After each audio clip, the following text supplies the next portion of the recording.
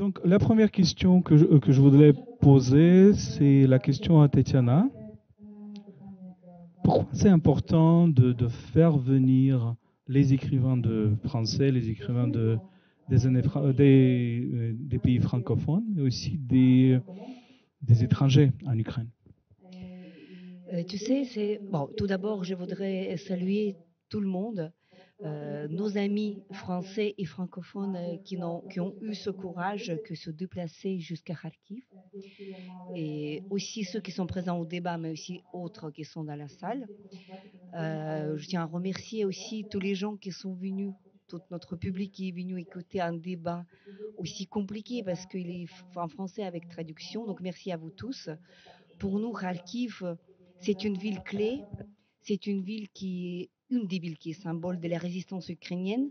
C'est une ville qui est presque notre maison. Et donc, voilà, merci à tout le monde. Alors, voilà, pour revenir à ta question, Volodymyr, je pense il est vraiment, il est question de la présence physique qui est très nécessaire pendant la guerre. Puisque nous, les Ukrainiens, on ignore à quel point la guerre, quand elle ne fait plus partie de l'expérience, c'est quelque chose qui vit dans nos smartphones, dans les télés, parfois dans les pages de journaux. Donc à quel point ça ne te concerne pas. Et donc nous, les Ukrainiens, bien sûr, depuis des mois, on fait tout le possible pour que nos amis, nos partenaires, les Européens, les Américains, qui soient de notre côté.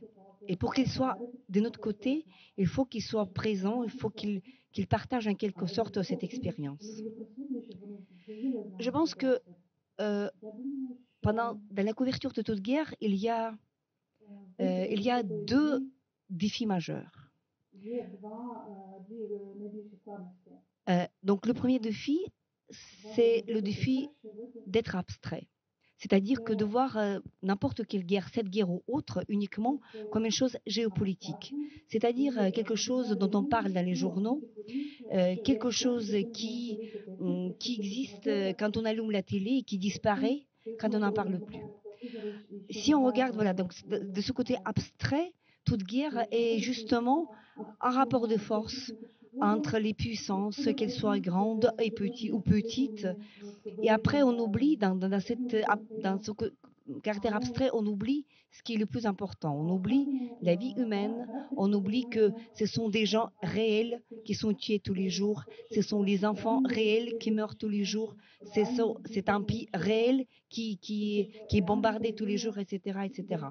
Et donc, bien sûr que dans ce contexte-là, il faut être présent physiquement. Et donc, nous, avec PEN Ukraine, avec Ukraine Crisis Media Center, avec tout ce que nous faisons depuis des années déjà, ça cherche à attirer nos amis, les gens dont on parle la même langue, qui nous soutiennent dans ce combat qui est légitime. Je tiens à rappeler que la guerre de défense que l'Ukraine mène contre la Russie, c'est une guerre légitime, c'est une guerre de défense, c'est une guerre dont l'objectif est sauvegarder la vie en tant que telle.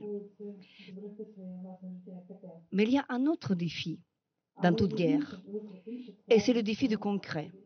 C'est-à-dire que quand on parle uniquement de ce côté empirique et on constate uniquement des souffrances, des morts, des bombardements, des missiles, des destructions, etc., on a tendance parfois, dans certains conflits, je ne parle pas maintenant de l'Ukraine, d'oublier, de compatir à tout le monde et de dire que nous voici, donc il faut tout arrêter, il ne faut pas chercher la justice, il ne faut pas chercher la victoire de celui qui a raison, il faut protéger tout le monde, on est pour la paix partout dans toute la planète.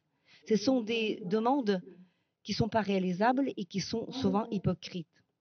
Et donc de là, je viens au point principal pourquoi nous avons invité des journalistes et des écrivains, puisque pour nous, il est important qu'il y ait des gens dans ce pays et ailleurs dans le monde qui ont ce sens moral et qui peuvent, au-delà de ce côté empirique, distinguer de quel côté bouge l'histoire, qui est de bon côté de l'histoire. Et pourquoi c'est important? Je parle ici de la dimension éthique qui est souvent oublié par les hommes et les femmes politiques, qui est souvent oublié dans ce cynisme moderne qui dit, voilà, celui qui est plus fort, il a raison. Et donc, on a besoin des intellectuels et des écrivains. J'ai un cours sur Sartre, et bien sûr que même si certains parmi vous peuvent considérer que Sartre, c'est quelque chose de démodé, de vieux, chez Sartre, on trouve une formule d'un intellectuel que je trouve magnifique. Il disait que l'intellectuel, c'est celui qui se mêle à tout ce qui ne le concerne pas. Et donc, en quelque sorte, c'est voilà, une explication pourquoi vous êtes ici.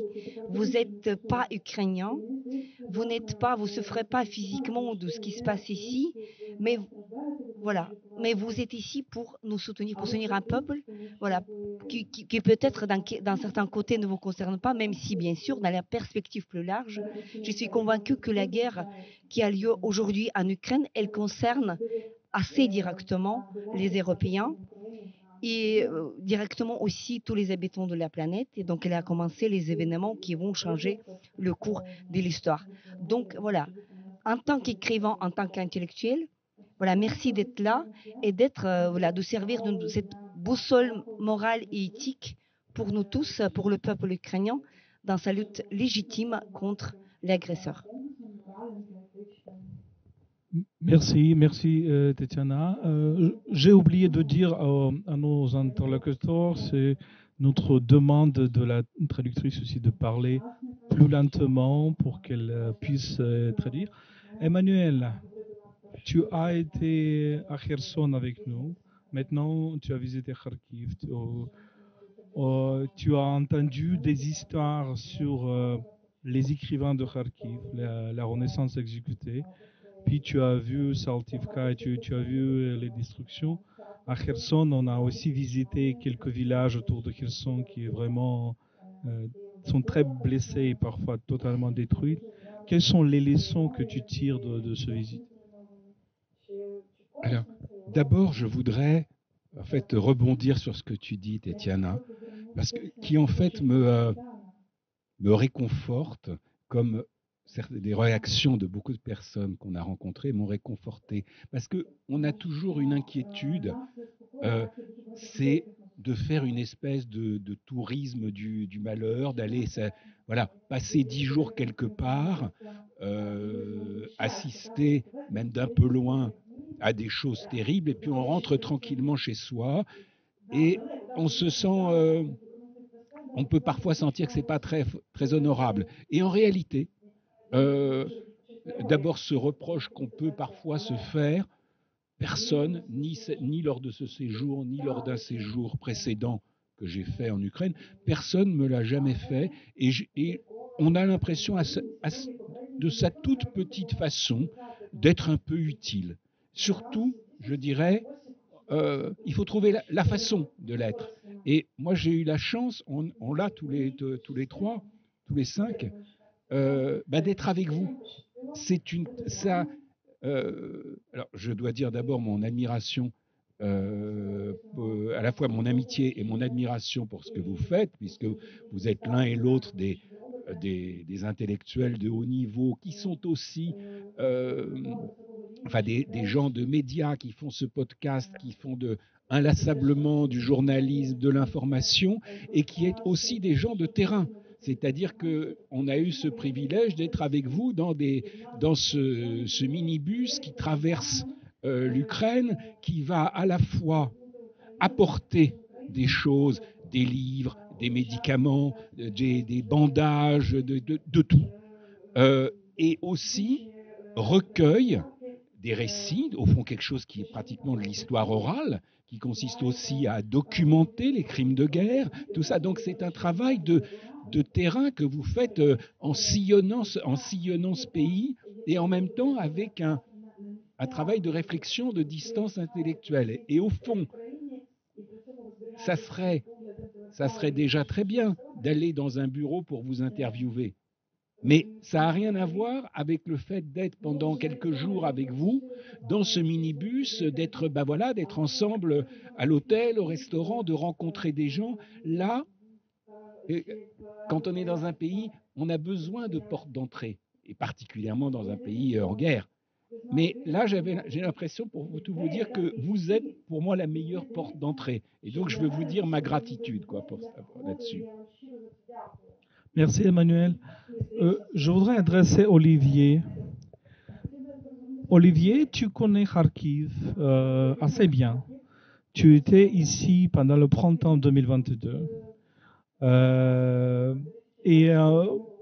C'est pas, il n'y a pas de sens d'expliquer ici aux gens qu'est-ce que c'était le printemps 2022 ici à Kharkiv. Qu'est-ce qu'était Kharkiv pour toi à l'époque, il y a un an et maintenant? D'abord, merci encore une fois à tous les deux d'organiser et toute votre équipe ce séjour en Ukraine et à Kharkiv. Et c'est pas la première fois que je viens en Ukraine, mais Kharkiv, c'est la deuxième fois, effectivement, comme tu le disais. Et je suis toujours étonné de voir comment cette ville a résisté et comment votre détermination à tous, à la fois les civils, les militaires, comment c'était important pendant ce printemps, malgré les destructions. Et quand j'étais là, donc en mars, avril, la ville était en grande partie encerclée. Et avec mon ami qui m'a accompagné, on a hésité à rentrer parce qu'on s'est dit peut-être qu'on ne pourra plus ressortir. On n'a pas tellement hésité parce que, en tout cas, on a compris que c'était important de témoigner. Moi, j'étais là pour un livre. Et en rentrant dans cette ville, on va dire assiégée, ou aux 2/3 assiégée, j'ai trouvé là aussi une résistance incroyable. Et pour moi, c'est une grande leçon. Donc, je me sens redevable que de devoir témoigner. Tu parlais d'écrivains engagés. Je pense qu'on est tous les 5 engagés. Il faut prendre des risques, mais on en prend moins que vous tous. Nous, comme disait Emmanuel, on vient et on repart. Mais en tout cas, c'est important de témoigner et d'être engagé quelque part, de rapporter notre vision. Elle est bien sûr subjective, mais je pense qu'elle est assez honnête, on va dire. Et on approche de la vérité de ce que tu disais, Tétania, sur une guerre de résistance tout à fait légitime. Moi, je trouve que j'ai couvert, pour mes livres et mes reportages, une vingtaine de guerres et de guérillas, de conflits armés.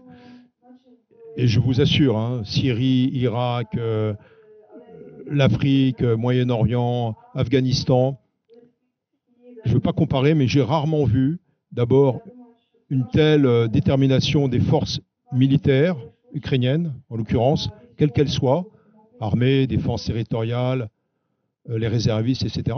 Et puis, deuxièmement, une sorte d'alliance ou d'osmose entre ce qui est militaire, entre guillemets, et le reste de la population, ce qu'on appelle l'arrière, backlines. Donc, on disait en 1914-1918 en France, l'arrière tiendra. Et pendant ce mois de voyage l'an dernier, d'Odessa à Kiev, à Nikopol, à Kharkiv, j'étais vraiment étonné de voir cette organisation et cette détermination, une intelligence collective, mais surtout une volonté et un courage. Et je pense effectivement qu'il y a un problème ou un risque dans le futur, c'est ce qu'on appelle en anglais, en français on va dire, l'usure de la compassion ou la fatigue de la pitié. Moi, je ne sais pas de quoi demain sera fait. Je sais que les guerres longues sont compliquées à gérer du côté occidental pour plein de raisons. Mais en tout cas, on est là justement pour que le soutien, modestement, continue et pour montrer qu'on est engagé de votre côté. Donc voilà, et on est là depuis quelques jours, mais les rencontres sont très émouvantes. Et je suis content de vous rencontrer. Je pense qu'on est tous contents d'être parmi vous ce soir. Et c'est un beau cadeau aussi pour nous. Merci. Je voulais rebondir de ce fait de ta vie que tu as visité 20 guerres. C'est quand même énorme. Et on pose toujours la question dans quelle façon cette guerre est différente des autres ou semblable aux autres. Il nous semble des Ukrainiens que c'est quand même une expérience absolument incomparable quand tu fais face à une puissance nucléaire quand même qui fait des menaces de te détruire. Tu as mentionné cette force de l'arrière et c'est très bien. Une autre chose qui me semble, c'est que les gens veulent parler de cette guerre. Donc, ils sont plus ouverts que dans d'autres. Peut-être, oui. Telles elles sont aussi en comparant avec d'autres guerres? Très court. Oui, c'est une bonne question. Moi, je vais presque répondre un petit peu à côté, si tu me permets. C'est que moi, grâce à vous, l'an dernier, j'ai pris une leçon d'européanité. Je ne sais pas si on peut traduire, mais j'ai pris une leçon de valeurs européennes. Et dans mon livre, il s'appelle comme cela, c'est très court, c'est un essai, Naissance d'une nation européenne. Je n'ai pas parlé de l'Union européenne. J'ai parlé de valeurs européennes. J'ai parlé de valeurs pour la démocratie. J'ai parlé de combat pour la liberté d'expression, pour la liberté religieuse. Des valeurs qui sont un peu ringardes, anciennes, on va dire, en France et dans les pays occidentaux. Et vous tous, en Ukraine, vous m'avez donné une leçon que j'ai essayé de rapporter. C'est mon dernier livre, enfin on va dire avant-dernier livre, mais le premier, j'étais très jeune, c'était Voyage au pays de toutes les Russies. Pays baltes, Caucase, Russie, Ukraine, Crimée, etc. Et que Emmanuel, d'ailleurs, m'a fait la gentillesse de préfacer à l'époque. On était jeunes pour une réédition livre de poche. Et le destin est incroyable parce que j'ai pu comparer. Et moi, j'appelle cela dans le livre la renaissance ou la naissance des néo-empires. Anciens empires qui redeviennent des empires, nouveaux empires expansionnistes, dont la Russie évidemment, dont vous souffrez. Et je pense que l'Europe a été aveugle en faisant preuve d'angélisme, c'est-à-dire il n'y aura jamais la guerre, mais non, ce n'est pas possible. Il n'y a pas ce réveil de l'impérialisme russe ou d'autres anciens empires qui deviennent néo-empires. Et je pense que c'était une erreur totale. Vous nous avez réveillés et encore une fois, vous nous donnez des leçons de démocratie. Et le premier livre, c'était justement aussi sur ce rideau de fer, enfin quelques années après, le mur de Berlin, le rideau de fer qui était tombé. Et vous, tous, Ukrainiens, vous le déplacez un peu plus. Et pour moi, c'est aussi un combat pour la démocratie. Donc, je me sens redevable et je pense que c'est important qu'on vous soutienne, mais aussi qu'on rapporte ces leçons-là en Europe, votre combat pour la liberté. Je voudrais adresser à l'autre Olivier et te poser la question. Aussi, quand avec Tetiana, on parle beaucoup avec le public français et d'un côté, bien sûr, il y a un changement de la perception. De l'autre côté, c'est assez difficile d'expliquer l'Ukraine en français parce qu'il n'y a pas beaucoup de littérature sur l'Ukraine, il n'y a pas beaucoup de livres d'histoire. Donc, il y a toujours ces stéréotypes comme quoi la Russie commence à partir de Varsovie, c'est déjà la Russie, tu vois, et toute l'Europe orientale, c'est déjà la Russie.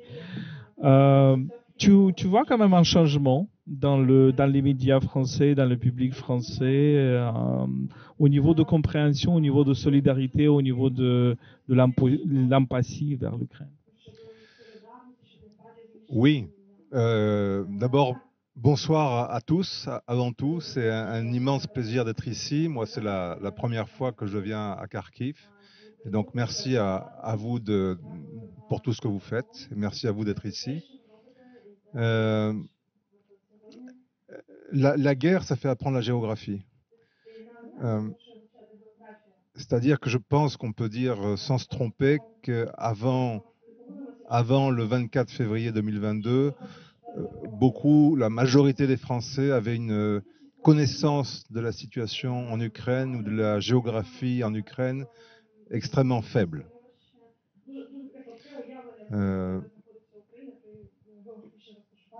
L'Ukraine est en guerre depuis 2014, mais c'est une guerre qui a été rendue presque invisible dans les médias notamment, avec le temps à la durée.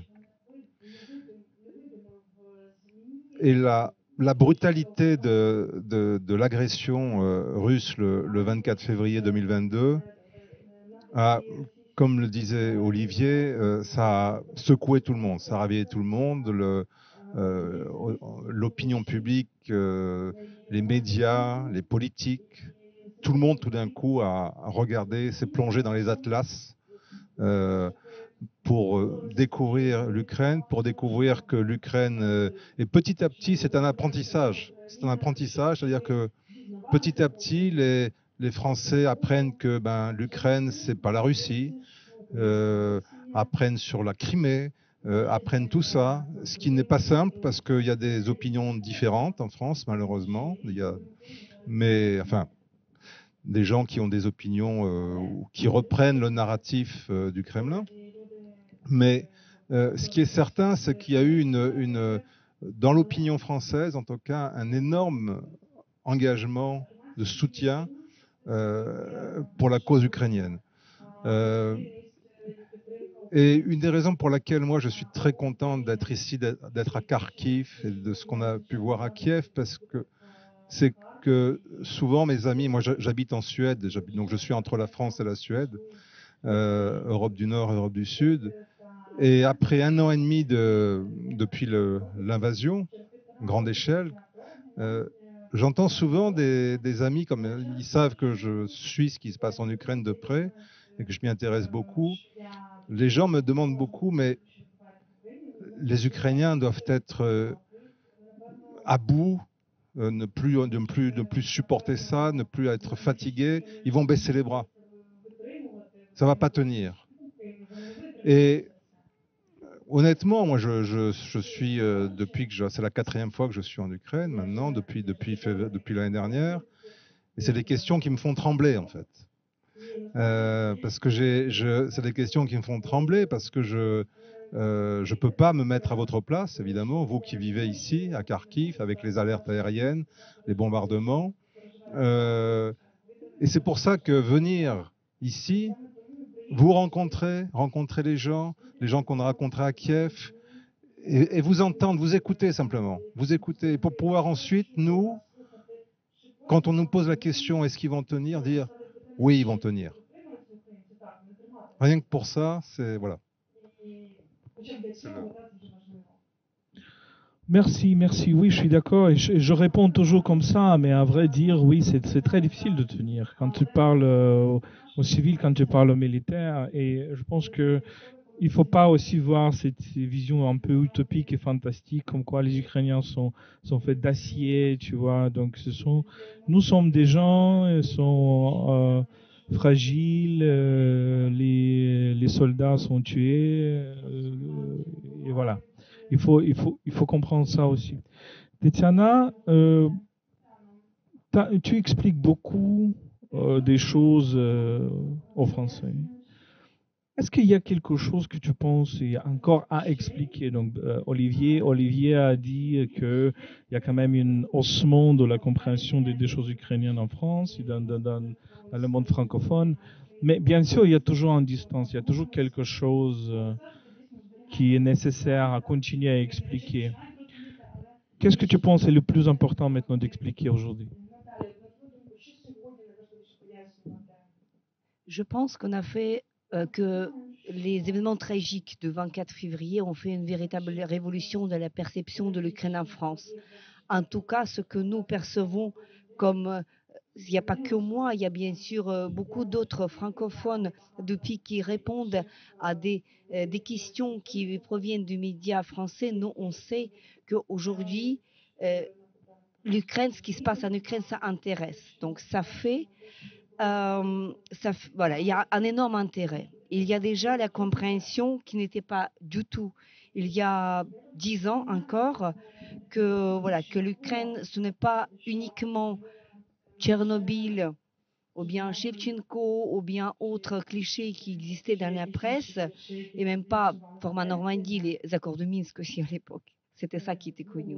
Aujourd'hui, bien sûr, il y a une vision très claire que oui, c'est un État indépendant, c'est un État quelque part héroïque. Il y a cette héroïsation peut-être même un peu pas fausse, mais un peu trop soutenue aussi de l'Ukraine. J'ai beaucoup aimé ton commentaire sur le fait que les Ukrainiens, on est les êtres humains tout aussi bien que les Français. On n'est pas ni plus forts, ni plus héroïques que n'importe quelle autre nation de l'Europe. Mais à la fois, je crois, il y a tout à t'expliquer sur l'Ukraine. Et pas uniquement en France, mais aussi en Europe et aussi aux États-Unis.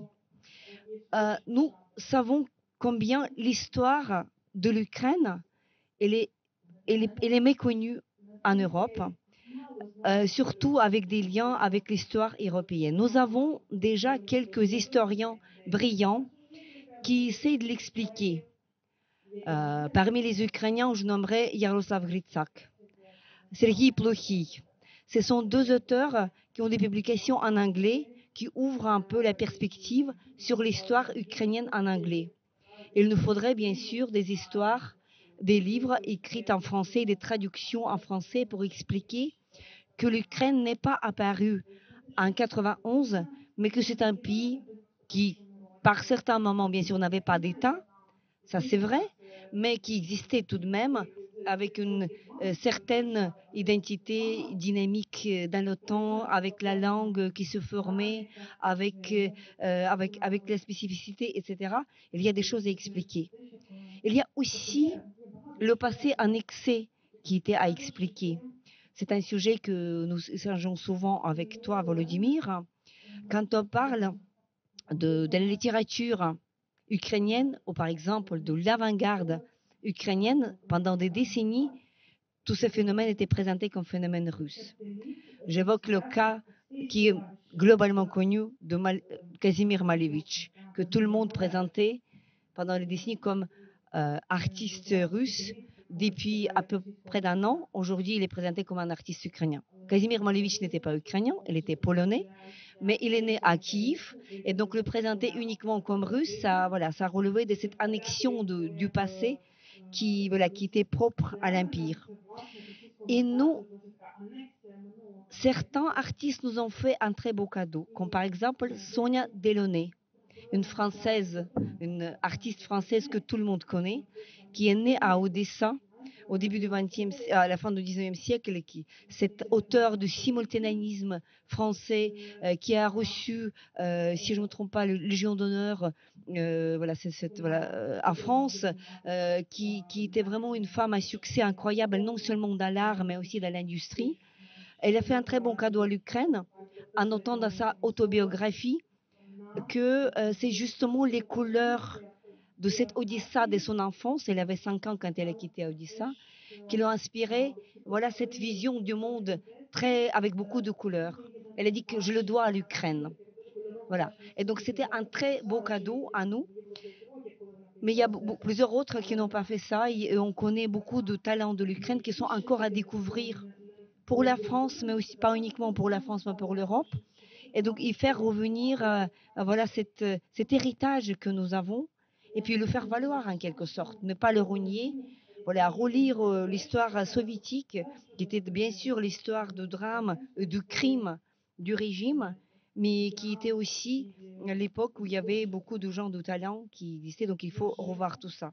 Et donc je crois que nous avons beaucoup à faire, nous les Ukrainiens, en notre dialogue avec la France, avec d'autres nations européennes, que d'expliquer non seulement que nous sommes contre la Russie, mais parce que nous voulons une démocratie, un monde libre, mais parce que qui nous sommes.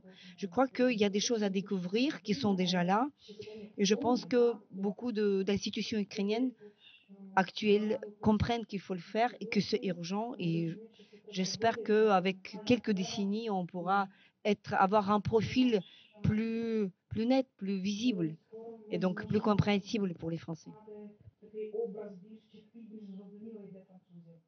Emmanuel, on a appelé cette discussion la République des lettres.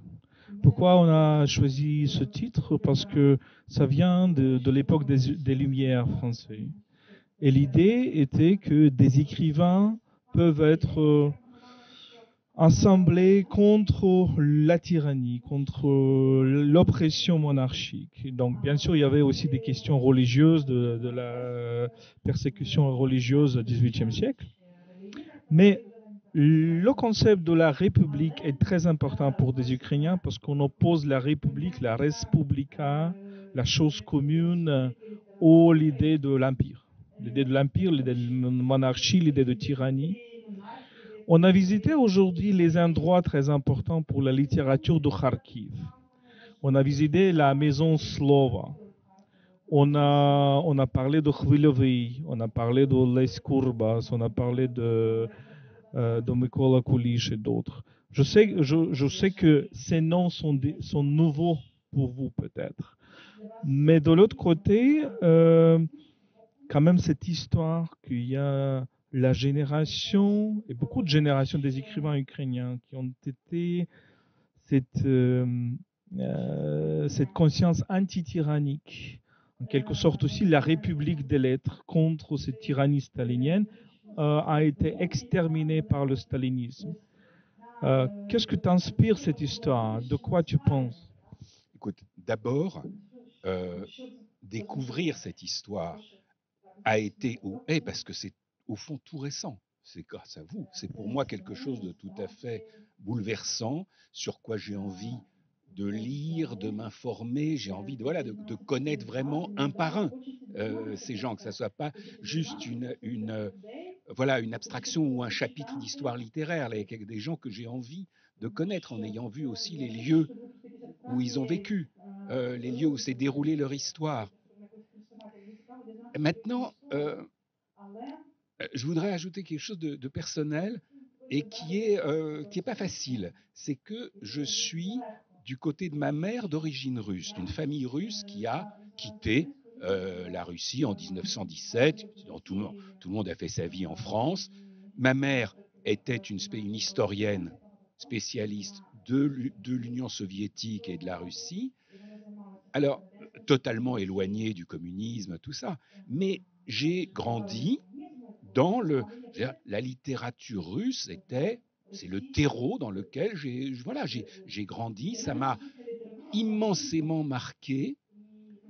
Et bien sûr, comme la plupart des Français, j'ignorais à peu près tout de la littérature ukrainienne. Pour moi, ça voulait dire d'accord, oui, Gogol, il était ukrainien. Mais voilà, ce que je dis, c'est très dommage, mais autant il faut en être conscient, il faut être lucide. Qu'est-ce qui se passe avec cette guerre? Évidemment, ça fait qu'il y a un intérêt pour l'Ukraine qui est très important, qui fait que tout le monde, disons, la connaissance de l'Ukraine, du point de vue littéraire ou de tout autre point de vue, mais monte en flèche d'une façon spectaculaire. Et ce que j'observe, et chez d'autres, et chez moi-même, dans ma propre conscience, c'est une espèce de dégringolade des valeurs russes, enfin des valeurs de même la grande littérature russe que j'admire. En même temps, je la regarde, on a eu beaucoup de conversations dans le minibus là-dessus, mais je la regarde d'un tout autre œil, c'est-à-dire que c'est là le caractère violemment impérialiste, y compris des plus grands écrivains russes, ça les dévalorise pour beaucoup. Alors, il y en a un auquel je me raccroche, c'est Tolstoï, parce que Tolstoï, qu'est-ce qu'il a fait? Il a quand même écrit un livre un long récit sur les guerres de conquête du Caucase, du point de vue d'un guérillero tchétchène. Et ça, somme toute, c'est exceptionnel dans la littérature russe, qui est entière, où toute la peinture du Caucase, ce ne sont que des histoires de valeureux héros romantiques, au fond, comme dans les westerns. Comme si on montrait ça uniquement du côté des cow-boys, en étant les Indiens étant les méchants. Tolstoï, il a fait l'inverse, donc je sauve Tolstoï pour ça.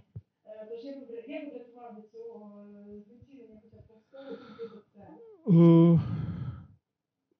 a mis le débat sur Tolstoï peut-être la prochaine fois, mais je voudrais aussi poser une question parce que je sais bien que tu travailles sur un livre, ou tu as bien publié un livre sur la question de justice. Et c'est très important pour nous les Ukrainiens. Tu as chaque jour ou chaque semaine, tu venais au tribunal chaque jour, sur les terroristes qui ont fait un des plus horribles actes terroristiques en France, à Paris. C'était Bataclan, c'est ça? C'est ça. C'était Bataclan. Et quand on a parlé avec toi, tu nous as dit que tu as fait ça parce que tu crois à la justice. Alors la question pour nous, bien sûr, c'est que tu as vu déjà des crimes de guerre russes, on a vu l'école détruite à Saltivka, on a vu la rue Nathalie Oujvi à Saltivka. Et bien sûr, pour les Ukrainiens, c'est très important d'avoir cette justice, parce que pour nous, le mal qui est là, qui est maintenant, c'est le mal qui n'était pas condamné il y a 100 ans. Est-ce que tu crois à cette justice dans cette guerre aussi? Ah ben, j'y crois surtout, je l'espère. J'espère qu'elle pourra avoir lieu. Dans le procès auquel j'ai assisté, il faut bien dire que les accusés n'étaient pas les assassins. Les assassins, ils sont morts, ils se sont fait sauter. C'était un peu ce qu'on appelle des seconds couteaux. Mais bon, c'est déjà très important. Et tout de même, dans ce procès, on a vraiment entendu, pendant presque un an, on a entendu les victimes dire ce qui leur était arrivé. C'est exactement ce que vous faites de façon, voilà, en tendant le micro, en filmant des gens comme ces dames dans cette école d'un village proche de Kherson, où il y avait la directrice de l'école, 2 institutrices et des dames, des mères d'élèves. Et moi, j'ai un souvenir bouleversé de l'heure ou de l'heure et demie qu'on a passé à les écouter, raconter très concrètement ce qu'ont été ces 8 mois d'occupation. Et ça, c'est des choses que vous documentez, et ça a été fait dans ce procès. Et au fond, en réalité, des procès comme ça, les coupables, ils disent rien d'intéressant. C'est ça la vérité. Les coupables, ces djihadistes qui étaient là, c'est des crétins, ils disent que des conneries. Je pense que les criminels de guerre russes que vous attraperez, si on en attrape, s'ils sont jugés, c'est des crétins, c'est des types qui vont dire que des conneries. Ce qui est fort, c'est la parole des victimes. Mais évidemment qu'on aimerait qu'il y ait un Nuremberg de la Russie, oui. Qui n'a jamais eu lieu, qui aurait dû avoir lieu après la chute du communisme, et qui n'a pas eu lieu. On n'en serait peut-être pas là si ça avait eu lieu.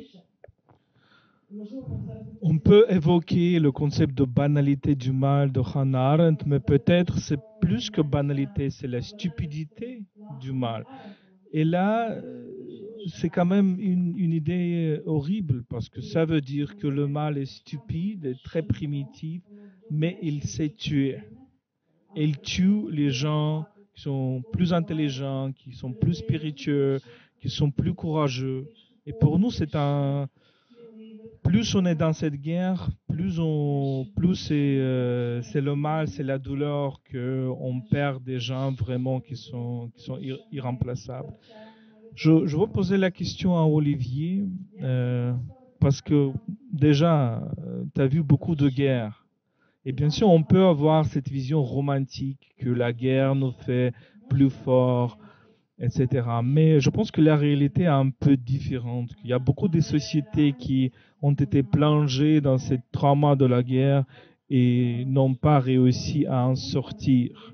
Alors, comment vraiment sortir plus fort de cette guerre? D'abord, cette guerre, c'est aussi un enseignement pour les pays occidentaux. C'est un crime d'agression. C'est une guerre d'agression, mais pas que. Et je pense que les Ukrainiens, vous tous, vous avez compris, et nous, on a essayé de comprendre, c'est ce qu'on appelle en français le dos au mur.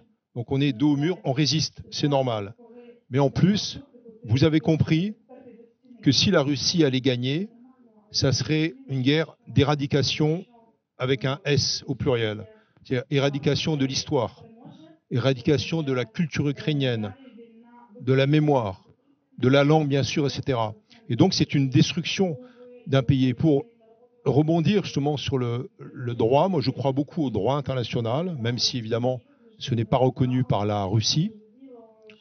Et il y a un temps de la guerre et il y a un temps de la justice qui est plus long.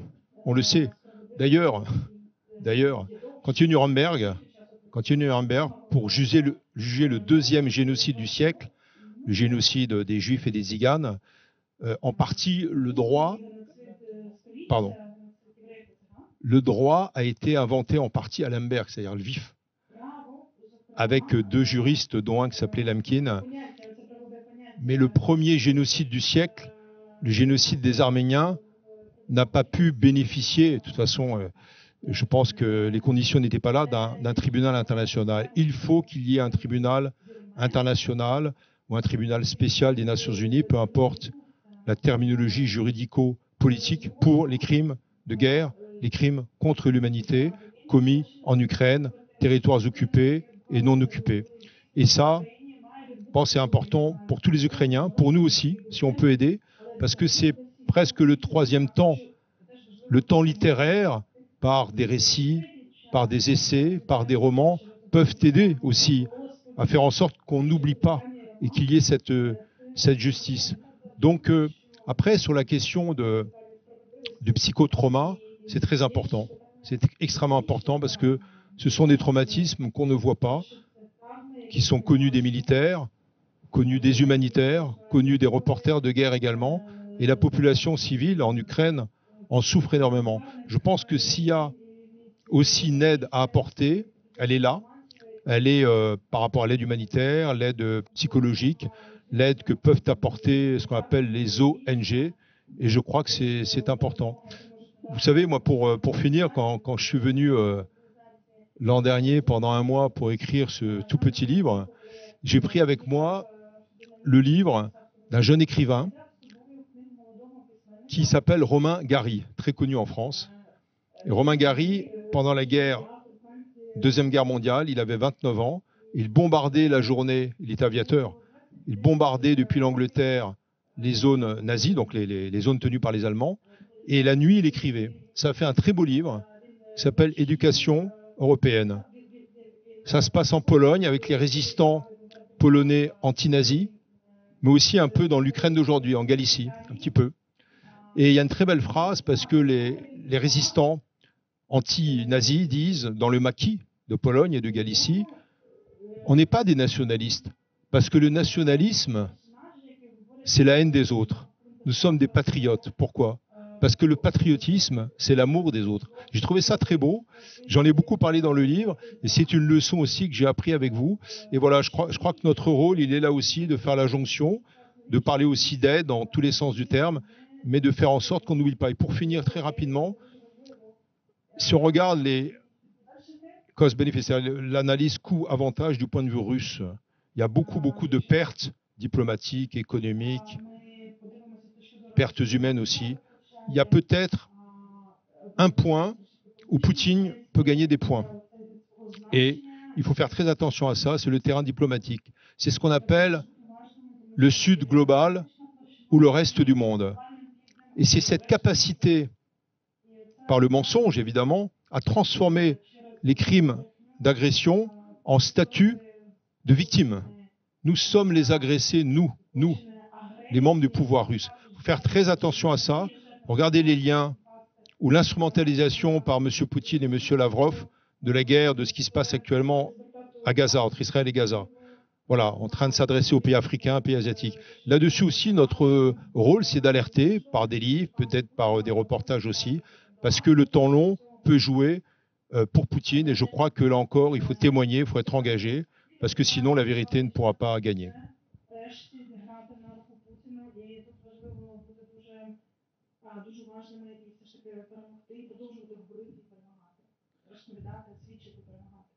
Merci pour cela et merci pour l'évocation de ce roman de Romain Gary. Il y a aussi des Ukrainiens dans le roman, des partisans ukrainiens. C'est très bien. Olivier, peut-être la dernière question. Pour nous, quand on explique cette guerre, cette agression russe, on essaie de dire aux Européens que c'est notre guerre commune. C'est la guerre de toute l'Europe, que toute l'Europe doit se mobiliser. Et à vrai dire, même si les gens sont d'accord avec cette affirmation, il n'y a parfois pas beaucoup d'actions qui mènent vers cette direction. Quelle est ton impression? Est-ce que c'est vraiment la guerre de toute l'Europe, de tout le monde libre? Est-ce que le niveau de mobilisation en Europe, aux États-Unis, te semble suffisant? Quand la Russie a démarré son invasion à grande échelle le 24 février, je travaillais pour Le Monde à Stockholm et je suis parti tout de suite en Lettonie, le pays de notre ami Yanis. Je suis parti à Daugavpils, qui est la deuxième ville de Lettonie, qui est à majorité russophone, qui est près des frontières russes et bélarusses. Et j'y étais 2-3 jours après le début de l'invasion. Et à cette époque-là, on pensait, il y avait cette immense colonne russe qui descendait sur Kiev, la peur que Kiev tombe en quelques jours. Et je me rappelle très bien la peur des gens que j'ai rencontrés en Lettonie, qui disaient Kiev va tomber, l'Ukraine va tomber et on va être les prochains. Les Baltes étaient persuadés qu'ils étaient les prochains. Et après ça, bon, j'ai fait beaucoup de reportages dans les pays baltes et puis je suis venu en Ukraine. Et comme je disais tout à l'heure, la prise de conscience sur l'enjeu de cette guerre grossit. Et il y a vraiment cette prise de conscience dans une partie de la population, je ne dis pas dans toute la population, mais dans une partie de la population, que ce qui se joue en Ukraine a des conséquences sur toute l'Europe. Et la guerre que mène Poutine, ce n'est pas seulement une guerre contre l'Ukraine, c'est une guerre contre les valeurs occidentales, contre les valeurs démocratiques. Et ça, je pense que ça émerge de plus en plus.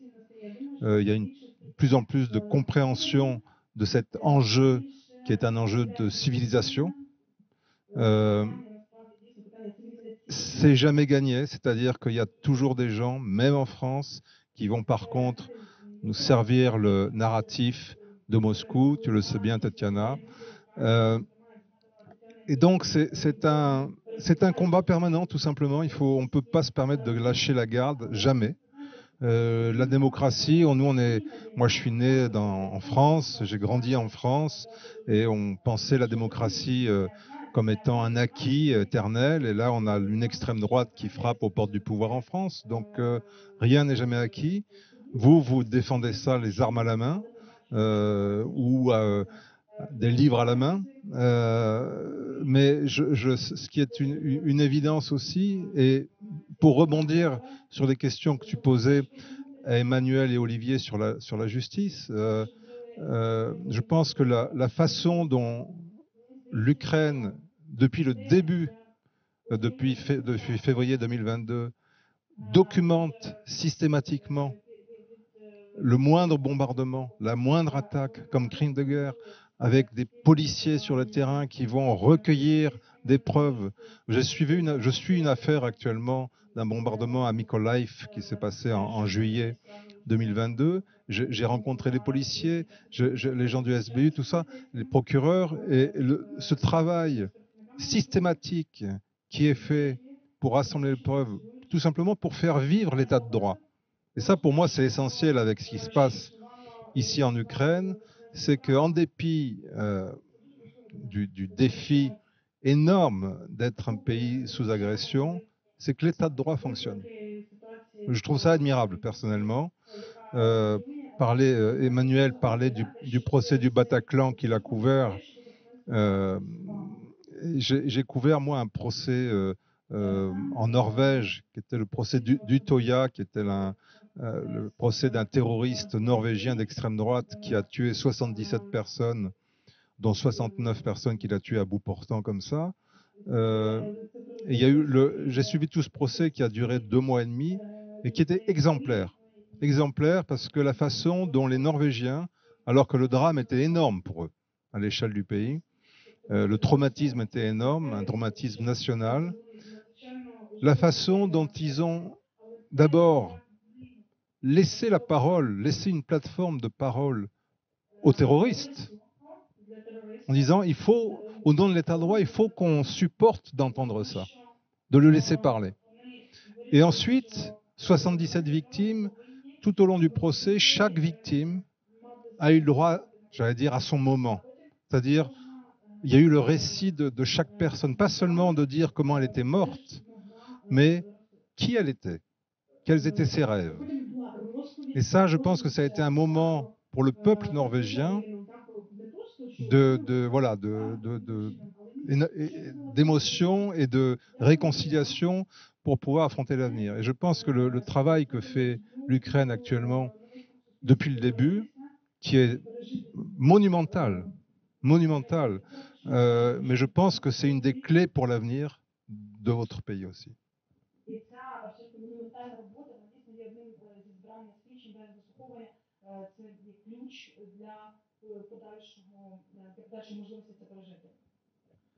Je pense qu'effectivement, ce travail avec la mémoire des victimes est très important et je pense que c'est pas seulement le travail de deuil, c'est aussi le travail pour montrer leur vie, leur capacité, leur avenir, leurs rêves et peut-être continuer ce qu'ils faisaient.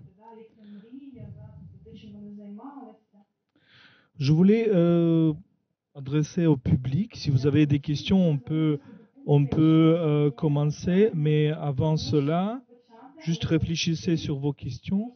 Mais je voudrais aussi inviter Denis et Yanis, parce qu'ils sont les deux francophones, mais de l'autre côté, ils sont représentants aussi d'autres contextes. Denis est né à Sarajevo, à Bosnie, et bien sûr, il y a beaucoup de comparaisons qu'on fait avec l'agression russe aujourd'hui et l'agression serbe, surtout de Milosevic dans les années 1990. Et aussi, bien sûr, Yanis, c'est la perspective de Lettonie et comme Olivier parlait de ces pays baltes, je pense que c'est très important. La question, tes leçons de cette visite, qu'est-ce que tu as appris, mais aussi de ta perspective lettonienne, de ce contexte, parce que Olivier a parlé de quand même une perspective en Lettonie, en Lituanie, en Estonie, on peut dire que ce sentiment qu'on sera suivant, que la Russie peut attaquer aussi les pays baltes. Alors, ça marche. Pour ce contexte de cette guerre, comment on la comprend la Lettonie. Vous savez que la Lettonie, c'est un soutien presque absolu. L'opinion publique, c'est hyper pro-ukrainien. Beaucoup de gens, beaucoup de mes amis, moi aussi, on travaille dans les organisations volontaires, on fait des donations pour l'Ukraine. Mais je dirais pas que c'est je dirais pas que c'est à cause de notre bon cœur. Non, c'est parce que parce que chez nous, on comprend que nous sommes dans c'est la même guerre. C'est grâce à l'Ukraine que la guerre n'est pas chez nous. Alors, on aide, on soutient l'Ukraine pour protéger nous-mêmes. Alors, je voudrais bien remercier l'Ukraine que vous battez pour nous aussi.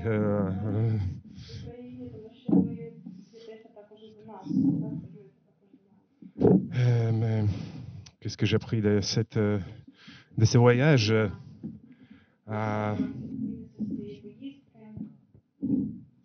Bon, c'est ma deuxième fois à Kharkiv. J'étais l'année dernière à juin. Mais ce qui m'a surpris, surtout, c'est que la vie se continue, il y a des événements littéraires, les gens rient, et tout ce que cet esprit quand c'est impossible à gagner, c'est un esprit de victoire, je crois, oui, parce que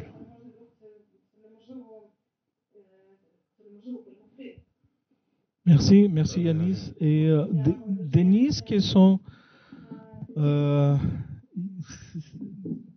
il y a beaucoup de gens qui sont en Ukraine, qui sont les correspondants en Ukraine, qui en fait étaient les correspondants en Bosnie. Il y a beaucoup des amis qui se croisent ici en Ukraine et voilà, se disant bah on te connaît depuis les années 1990. Pour toi, est-ce qu'il y a des parallèles entre telle guerre que ton peuple a vécu et cette guerre chez nous?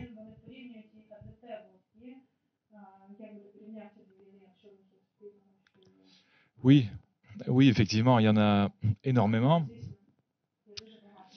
D'abord, il s'agit d'une guerre d'agression, c'est-à-dire qu'un peuple se retrouve confronté par surprise à une attaque et beaucoup de souffrances eh bien, surgissent et ça a des conséquences à long terme. Alors, ça redessine effectivement la carte géopolitique et en même temps, il y a un travail sur l'histoire à faire.